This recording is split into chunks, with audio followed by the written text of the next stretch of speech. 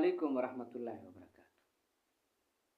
زیاتره خلک هغه په ټیک ټاک او سوشل میډیا باندې سوالات کوي او څومره اهل علم ولري او څومره پوه خلک دي.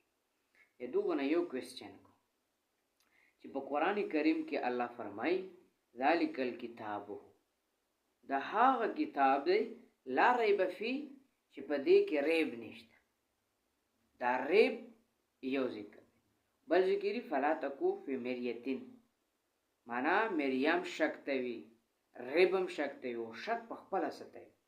دوه کوېسچن یاد لرئ، اولنی شک کې ریب کې او په مریا کې. دا دریونه شک توی د پښتو په ترجمه کې د غدروونو کې فرق څه دی. دویم نمبر دا شک د کوم خبرو نه واقع کیږي.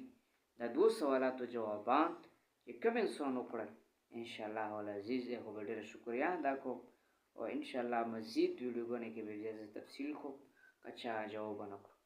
الله خوشحال و آباد لره او تمام خلکو ته ان شاء الله زده بمي خو علم دې پوره حد نه دی معلوم نه په کور دی چې هر سړی د خپل ذهن موافق وي، اسنی چې سرچ کی او ماته رسېن کې داسې باندې کوي.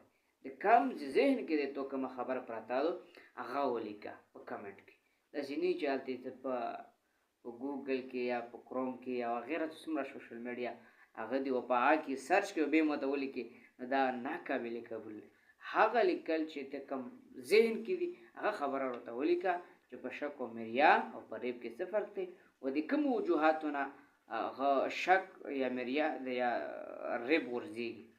معنا چې کوم وجوهات دي چې هغه کې انسان شک ورزيږي. الله خوشحال